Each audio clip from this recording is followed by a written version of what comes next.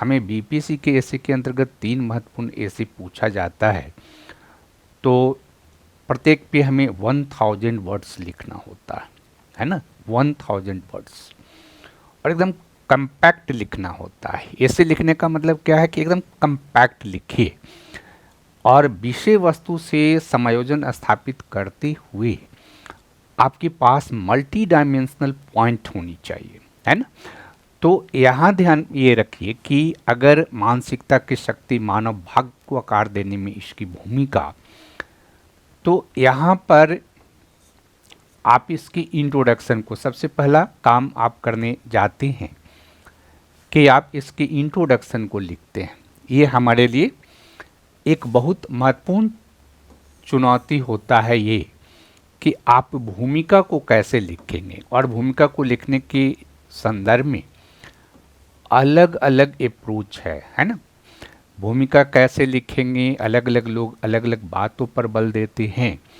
मेरा कहना है कि भूमिका आप कोटेशन से शुरू कर सकते हैं, या कोई ऐसा सटीक के जो लोकोक्ति भी है, जो प्रचलित है, लोक में प्रचलित है, और जो उसकी एकदम से कोर आइडियोलॉजी को अभिव्यक्त कर रहा है, तो उससे भी शुरू कर सकते हैं, स्टोरी का निर्माण कर सकते हैं। तो अलग अलग तरह से हम भूमिका को लिखते हैं। अब यहाँ देखिए कि जब इसकी भूमिका हमने यहाँ पर लगाया है कि मानसिकता की शक्ति मानव भाग्य को आकार देने में इसकी भूमिका, यानी माइंड सेट और ह्यूमन डेस्टिनी, है ना। यानी आपका जो भाग्य है ना, जैसे जो लोग भाग्य में विश्वास करते हैं, तो भाग्य में विश्वास करने वाले लोग जो है एक्सटर्नल जो फैक्टर है उस पे ज़्यादा बल देते हैं, है ना। लोग कहते हैं कि जो भाग्य में होगा वो तो होकर ही रहेगा, है ना। तो ऐसे लोग क्या करते हैं कि अपने डेस्टिनी के लिए जो बाह्य कारक है, बाह्य जो फैक्टर है उस पे बल देते हैं। बट ये ऐसे कह रहा कि मानसिकता की शक्ति मानव भाग्य को आकार देने में इसकी भूमिका, इसका मतलब है कि आपके पास इंटरनल जो पावर है उस पर आप विश्वास करते हैं भाग्य के निर्धारण में। तो यहाँ पर देखिए कि हमने क्या लगाया है कि इसके इंट्रोडक्शन में कि मन की हारे हार है, मन के जीते जीत, यह प्रसिद्ध भारतीय उक्ति मानव जीवन में हमारी मानसिकता और आंतरिक दृष्टिकोण के महत्व को पूरी तरह से रेखांकित करती है। यानी जो ऐसे लिखना है वो इंटरनल जो आपका पर्सपेक्टिव है उस पे बल देना है। इसका सीधा और गहरा अर्थ यह है कि हमारी वास्तविक विजय या पराजय बाहरी परिस्थितियों में नहीं, बल्कि हमारे अपने मन के विश्वास में छिपी होती है ना। यानी हमारे माइंड सेट में छुपी होती है, राइट। जो हमारा माइंड सेट है वही हमारा निर्धारित करता है कि हमें विजय होगा या पराजय होगा। जिसका मन संकल्पित और सकारात्मक है वह विपरीत से विपरीत परिस्थितियों को भी बदलकर अपनी जीत की राह बना लेता है ना। यानी ये जो माइंड सेट है ये आपका आंतरिक बल है। यही आंतरिक बल जो है आपके भाग्य को आकार देने में इसकी भूमिका बहुत ही महत्वपूर्ण है। तो यहाँ हमने आपको इससे इसको शुरू करने पर बल दिया है कि जो हमारे समाज में एक बहुत महत्वपूर्ण लोकोक्ति है, मन की हारे हार है, मन के जीते जीत। और इसे हमने 71 में बीपीएससी के लोगों को जब मैं अध्यापन कर रहा था तो इस लोकोक्ति को डिटेल हमने बताया था। थोड़ी सी ऐसे चूँकि ये फर्स्ट सेक्शन के अंतर्गत का ऐसे है, तो इस ऐसे को लिखने के लिए एकदम प्रॉपर वे में आप देख लीजिए कि प्रॉपर वे में हम बात कर रहे हैं। अब यहाँ पर ध्यान रखिएगा कि जो माइंड सेट है, ये माइंड सेट किस चीज़ से रिलेटेड है, तो ये हम ह्यूमन साइकोलॉजी से रिलेटेड है। यानी ह्यूमन जो साइकोलॉजी है, इस ह्यूमन साइकोलॉजी को ये एक तरह से इंडिकेट कर रहा। और इसलिए जब हम इस चीज़ को एक्सप्लेन करने जाते हैं तो एक्सप्लेन करने के क्रम में अगर आपके पास कोई ऐसी चीज़ें है जो साइकोलॉजी से रिलेटेड है, तो उसको जो संरचना है आपके निबंध का, स्ट्रक्चर जो हमारे निबंध का होता है, तो उस स्ट्रक्चर का जो फर्स्ट पॉइंट हम यहाँ से शुरू करते हैं। अगर आपके पास इंफॉर्मेशन है किसी ऐसे साइकोलॉजिस्ट का जो कि मानवीय मानसिकता, जो ह्यूमन माइंड सेट की बात करता है और ह्यूमन माइंड सेट को एक्सप्लेन करता है, तो उसके माध्यम से आप इसको एक्सप्लेन कर सकते हैं। तो यहाँ पर देखिए कि हमने क्या लिया है, वैज्ञानिक के कैरोल ड्वेक है, मनोवैज्ञानिक हैं और ये साइकोलॉजिस्ट रहे हैं। इन्होंने मानसिकता जो है यानी ह्यूमन माइंड सेट है उसको दो भाग में इन्होंने विभाजित करके बताया है कि एक होता है फिक्स्ड माइंड सेट, है ना, स्थिर मानसिकता होती है। स्थिर मानसिकता के लोग क्या होते हैं कि अपनी सफलता, अपनी विफलता, अपने भाग्य के संदर्भ में एक्सटर्नल चीज़ों पर बल देते, यानी ये इनका मानना है कि जो भाग्य में होगा, जो किस्मत में होगा, हम उसको टाल नहीं सकते हैं। तो इन्होंने कहा कि कुछ लोग ऐसे होते हैं जो कि अपने डेस्टिनी को भाग्य से जोड़कर देखते हैं, एक्सटर्नल फैक्टर से जोड़कर देखते हैं, और वैसे लोग जो है अपने भाग्य को आकार देने में उनकी कोई बहुत भूमिका नहीं होती है, क्योंकि ये पहले ही बिलीव करते हैं, इनका माइंड सेट जो है ये विश्वास करता है कि सब चीज़ तो भाग्य द्वारा निर्धारित होता है, हम उसको चेंज नहीं कर सकते हैं। दूसरी तरफ इन्होंने एक और दिया कि विकासशील मानसिकता यानी ग्रोथ माइंडसेट का इन्होंने कॉन्सेप्ट दिया, और ये ग्रोथ माइंडसेट का कॉन्सेप्ट के अंतर्गत इन्होंने क्या कहा कि जो हमारा माइंडसेट है वो फिक्स्ड नहीं होता है, हम माइंडसेट का विकास कर सकते हैं, विनिंग माइंडसेट हम डेवलप कर सकते हैं। और जिस व्यक्ति में ग्रोथ माइंडसेट होता है या जिस व्यक्ति में ग्रोथ माइंडसेट का डेवलपमेंट कर दिया जाए, जिस व्यक्ति में विनिंग माइंडसेट का डेवलपमेंट कर दिया जाए, तो वह व्यक्ति जो है अपने भाग्य का निर्धारण स्वयं करेगा। यानी हमारे जो माइंडसेट है, हमारे जो विचार हैं, हमारे जो विश्वास होते हैं, जो आत्मविश्वास का निर्माण करते हैं, और उसी आत्मविश्वास से हम कर्म करते हैं, हमारे कैरेक्टर का निर्धारण होता है, और वही अल्टीमेटली हमारे भाग्य का निर्धारण भी कर देता है। तो यहाँ पर इससे आप इसको शुरू कर सकते हैं। फिर दूसरा यहाँ पर देखिए कि दूसरा इम्पोर्टेंट पॉइंट्स यहाँ पर हमने क्या लिया है, स्वामी विवेकानंद ने मन की शक्ति, पावर ऑफ माइंड का एक बुक भी है इनका, पावर ऑफ माइंड। उसमें इन्होंने मानसिकता की शक्ति का बड़ा व्यापक के विवरण दिया है, और इन्होंने कहा कि मानसिकता जो है, माइंडसेट जो है, ये फिक्स्ड नहीं होती है ना, ये ग्रोइंग होती है, और माइंडसेट का विकास किया जा सकता है। यानी हम अपने मेंटल स्टेटस जो है उस मेंटल स्टेटस में परिवर्तन कर सकते हैं, और परिवर्तन करने के क्रम में इन्होंने कहा कि दो तरह का अगर व्यक्तित्व आप देखिएगा कि एक जो कि विनिंग माइंडसेट के व्यक्ति होते हैं, जो हर परिस्थिति में जो है परिस्थितियों को अपने अनुरूप आकार देने की क्षमता रखते हैं, अपने भाग्य का स्वयं ही निर्धारण करते हैं, क्योंकि मनुष्य अपने भाग्य का निर्माता है। तो ऐसे लोग जो है अपने माइंड सेट को कॉन्संट्रेट रखते हैं, अपने लक्ष्य के प्रति कॉन्संट्रेट रखते हैं, और जब लक्ष्य के प्रति कॉन्संट्रेट होते हैं तो फिर वो अपने लक्ष्य को प्राप्त कर लेते हैं। और इसलिए विवेकानंद ने कहा कि जो ये मन है, जो आपका मन, जिससे आपका माइंड सेट का निर्धारण होता है, इसमें असीम क्षमता है, राइट, और सही दृष्टिकोण का विकास करके इसमें सही सकारात्मक विचार का डेवलपमेंट करके, और जब सकारात्मक विचार का डेवलपमेंट करेंगे तो इसमें एकाग्रता का, कंसंट्रेशन का डेवलपमेंट होगा, और इस कंसंट्रेशन के डेवलपमेंट से आत्मविश्वास का डेवलपमेंट होगा, और इस आत्मविश्वास के आधार पर अगर आप कर्म करेंगे तो ये आपके चरित्र, आपके व्यक्तित्व का ऐसा निर्माण करेगा कि आप खुद ही अपने भाग्य का निर्माता बन जाएंगे। तो यहाँ पर दूसरा इम्पॉर्टेंट जो पॉइंट्स है, इस पॉइंट के अंतर्गत आप इसकी चर्चा करेंगे। तो ये एक तरह से मानसिकता के शक्ति, पावर ऑफ माइंड के संदर्भ में विवेकानंद ने जो, स्वामी विवेकानंद ने जो अप्रोच दिया है उसको इसके साथ जोड़ करके आप यहाँ पर लिखेंगे। और फिर जो है आप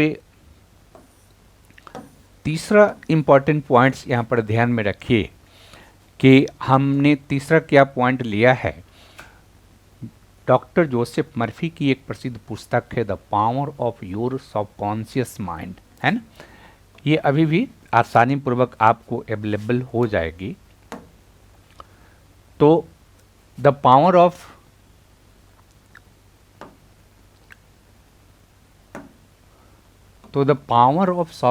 योर सबकॉन्शियस माइंड, है ना, the power of your subconscious mind, ये डॉक्टर जोसेफ मर्फी की प्रसिद्ध पुस्तक है। और इस पुस्तक के में जोसेफ मर्फी ने जो माइंड सेट है ना, इसका जो एक्सप्लेनेशन किया है उसमें इन्होंने बताया कि ह्यूमन जो है उसमें कॉन्शियस एंड सबकॉन्शियस, है ना, दो तरह का माइंड सेट होता है। एक तो कि कॉन्शियस जो माइंड सेट है, जो कि हम चेतन अवस्था में होते हैं, तो चेतन अवस्था में जो कुछ भी हम सोचते हैं, करते हैं, इसका जो रिजल्ट होता है वो हमारे व्यवहार में दिखता है। लेकिन इन्होंने कहा कि हमारा जो सबकॉन्शियस माइंड है, यानी कि अचेतन मन है, इस अचेतन मन को इन्होंने कहा कि इसमें असीम ऊर्जा है। और जब कोई भी आपका विचार जो है इससे अचेतन मन में गहराई के साथ बैठ जाता है, तो उसका प्रकटीकरण जो होता है उसी से आप अपने भाग्य का निर्धारण करते हैं। यानी हमारे पास जो ऊर्जा है, हमारे अचेतन मन में जो ऊर्जा है, उस ऊर्जा का अगर आप सकारात्मक उपयोग करते हैं तो सकारात्मक उपयोग के माध्यम से आप क्या करते हैं कि आप अपने लक्ष्य को प्राप्त कर लेते हैं। इसके माध्यम से अपने भाग्य का निर्धारण करते हैं। और इसलिए इनका भी बल है कि मनुष्य अपने भाग्य का निर्माता है। हम जो कुछ भी करते हैं वह चीज़ हमारे अवचेतन माइंड में अगर गहरे रूप में पैठ कर जाएगा तो हम अपने लक्ष्य को प्राप्त कर लेते हैं। तो यहाँ पर तीसरा जो इम्पोर्टेंट पैराग्राफ में आप इसको आप एक्सप्लेन कर देंगे। और फिर चौथा इम्पोर्टेंट चीज ये एक के हमने लिया है तर्कशास्त्र से, यानी कि लॉजिक से, फिलॉसफी से, ये अरिस्टोटेलियन साइलोजिज्म। तो ये अरिस्टोटल जो है, यानी अरस्तु ने एक के ऐसा तार्किक नियम का प्रतिपादन किया और उसमें ये कहता है कि मेरी क्षमताएं असीम है। यानी अगर आपको ये विश्वास हो जाती है, आपके मन में ये विचार बैठ जाता है कि मेरी क्षमताएं असीम है, तो उसका रिजल्ट क्या होगा कि इस असीम क्षमता से आप अपने अनुकूल परिणाम प्राप्त कर सकते हैं। यानी आपका परिणाम जो है आपके अनुकूल प्राप्त होगा, और आपके अनुकूल परिणाम प्राप्त होगा तो आप इसको भी यहाँ पर एक तरह से ऐड कर सकते हैं। और फिर देखिए विक्टर फ्रैंकल जो है ने एक लोगोथेरेपी का डेवलपमेंट किया। विक्टर फ्रैंकल जो है बहुत इम्पॉर्टेंट है, जो कि मानसिकता की शक्ति और अपने भाग्य के निर्माण के संदर्भ में बहुत महत्वपूर्ण बात कहते हैं। विक्टर फ्रैंकल को नाजी यातना शिविर शिविर में रखा गया था और वहाँ से ये बच निकलते हैं और बच निकलने के बाद इन्होंने एक कॉन्सेप्ट डेवलप किया जिसे हम लोग लोगोथेरेपी के नाम से जानते हैं। अब लोगोथेरेपी में ये क्या कहते हैं कि ये कहते हैं कि जीवन जीने की इच्छा, है ना, ये ऐसे लोगों का इलाज करते हैं जो कि अपने जीवन से निराश हैं, जिन्होंने कई बार सुसाइड का अटेम्प्ट लिया, तो उसमें अगर किसी भी तरह का जीवन जीने की इच्छा है, यानी आपके माइंड सेट में जीने की कहीं भी इच्छा है, तो उसकी खोज करके और उस व्यक्ति में सकारात्मक बदलाव करके इन्होंने हजारों लोगों के जीवन को बदला। और अल्टीमेटली इन्होंने कहा कि जो माइंड सेट है, जो मानसिकता की शक्ति है, वही जो है हमारे भाग्य का निर्माण करता है, हमारे भाग्य का निर्माता है। और इसीलिए इन्होंने कहा कि परिस्थिति चाहे कितनी भी विपरीत हो, अपना रवैया चुनने का अंतिम स्वतंत्रता हमारे हमेशा मनुष्य के पास है। यानी किसी भी विपरीत परिस्थिति में हम क्या करेंगे, है ना, उसको कैसे डील करें, कैसे उस विपरीत परिस्थिति से निकलें, तो ये हमारा निर्णय होता है। और इसलिए आप इसे भी आप यहाँ पर ऐड कर सकते हैं। तो ये क्रमिक रूप से आप इन चीज़ों को ऐड करते जाएं इसमें। और फिर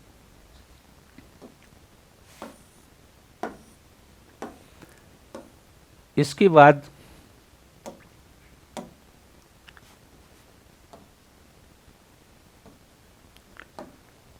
बाद हमने यहाँ पर लिया है कुछ इम्पॉर्टेंट एग्जाम्पल, है ना।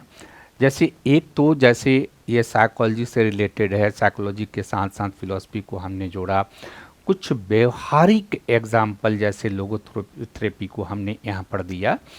और उसके बाद क्या है कि कुछ इम्पॉर्टेंट एग्जाम्पल आपको जीवन के विविध क्षेत्रों से देना है ना।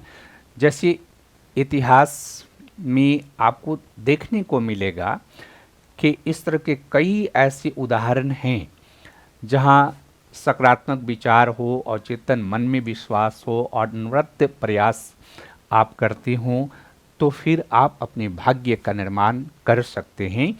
इस तरह का एग्जाम्पल एक तो यहाँ से आप रेजंगला का युद्ध जो कि 1962 में हुआ था और जिसमें मेजर शैतान सिंह के नेतृत्व में भारतीय सेना के 124 जो भारतीय जवान थे, ज़्यादातर अहिरवाल के ये भारतीय जवान थे, जिन्होंने 5000 से अधिक चीनी सैनिकों का सामना किया और रेजंगला के युद्ध में उन्हें पराजित करने का काम किया।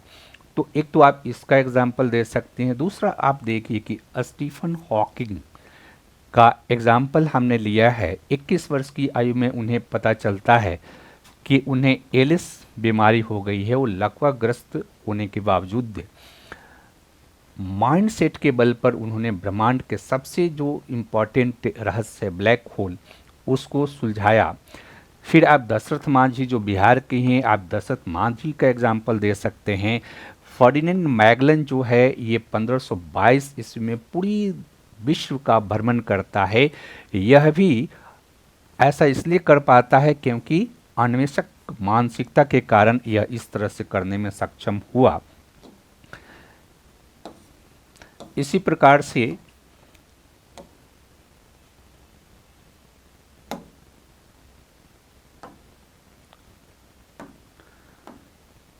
से आप यहाँ देखिए, हमने कुछ इम्पोर्टेंट एग्जाम्पल्स लगा रखे हैं। इस एग्जाम्पल्स को आप देखिए। पहला, अंतरिक्ष अनुसंधान के क्षेत्र में अभाव से भी अंतरिक्ष तक पहुँचने का एक बहुत बड़ा उदाहरण क्या है?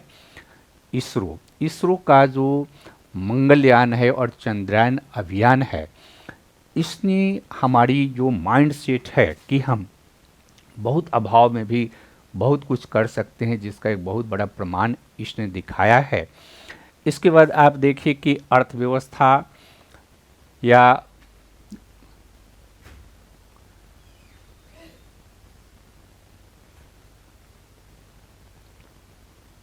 इसके बाद हमने लिया है अर्थव्यवस्था के क्षेत्र में। इसके बाद हमने अर्थव्यवस्था के क्षेत्र में एग्जाम्पल लिया है। और इसके संदर्भ में एक तो बहुत ही महत्वपूर्ण है कि आप जानते होंगे कि 1945 में द्वितीय विश्व युद्ध के दौरान जो है जापान के हिरोशिमा और नागासाकी पर एटम बम गिराया गया, जापान की पूरी अर्थव्यवस्था समाप्त हो गई। लेकिन जापानी लोगों ने अपने माइंडसेट के आधार पर तुरंत जापान को एक विकसित राष्ट्र के रूप में डेवलप कर लेते हैं, कंटिन्यूअस सुधार करते हैं। तो आप इससे इम्पॉर्टेंट एस्पेक्ट को वहाँ पर रख सकते हैं। या फिर कोविड-19 के दौरान डिजिटल अर्थव्यवस्था का जो डेवलपमेंट हुआ और उसमें एडेप्टेबिलिटी माइंडसेट का जिन्होंने प्रदर्शन किया, उन्होंने क्या किया कि इकोनॉमी के क्षेत्र में बहुत ही महत्वपूर्ण स्थिति गेन कर लिया अपने आप के लिए। तो ये एग्जाम्पल भी आप यहाँ पर दे सकते हैं। फिर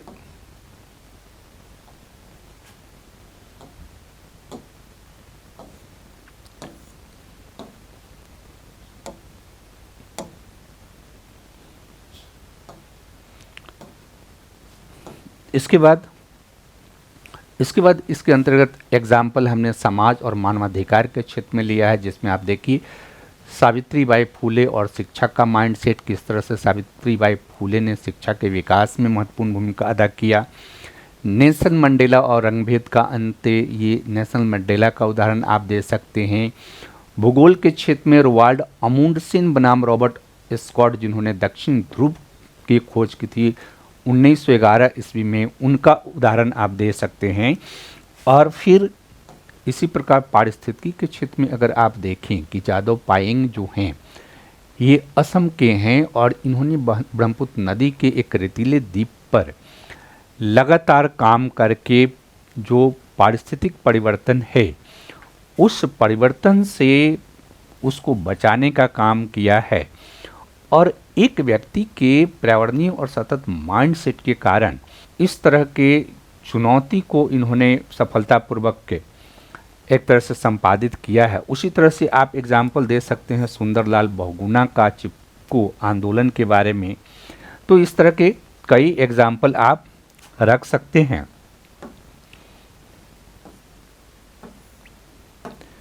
लेकिन फिर इस एग्जाम्पल के बाद हमें क्या करना है कि एक एंटीसिंथेसिस भी करना है कि केवल मानसिकता से भाग का निर्धारण नहीं होता है। तो केवल हम माइंड सेट से ही सब कुछ नहीं कर सकते हैं, इसकी भी कुछ सीमाएं हैं और इसकी सीमाओं को भी थोड़ा सा आप एक्सप्लेन कर देंगे। और एक्सप्लेन करने के बाद अल्टीमेटली जो है आप यहाँ से एक तरह से निष्कर्ष यहाँ से लिख लेंगे, है ना। तो इस तरह से आप देखिए कि एक तरह से हम निष्कर्ष में क्या करें कि मानव भाग्य किसी पूर्व निर्धारित पुस्तक का पन्ना नहीं है, बल्कि यह वह चित्रपट है जिस पर मनुष्य अपनी मानसिकता की कलम से अपने भविष्य की कहानी लिखता है।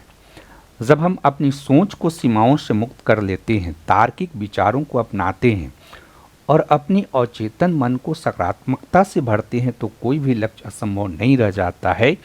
सच्चा भाग वही है जिससे मनुष्य अपने संकल्प, दृष्टिकोण और अदम्य इच्छा शक्ति के बल पर स्वयं गढ़ता है। तो इस तरह से आप इसके निष्कर्ष को लिख सकते हैं।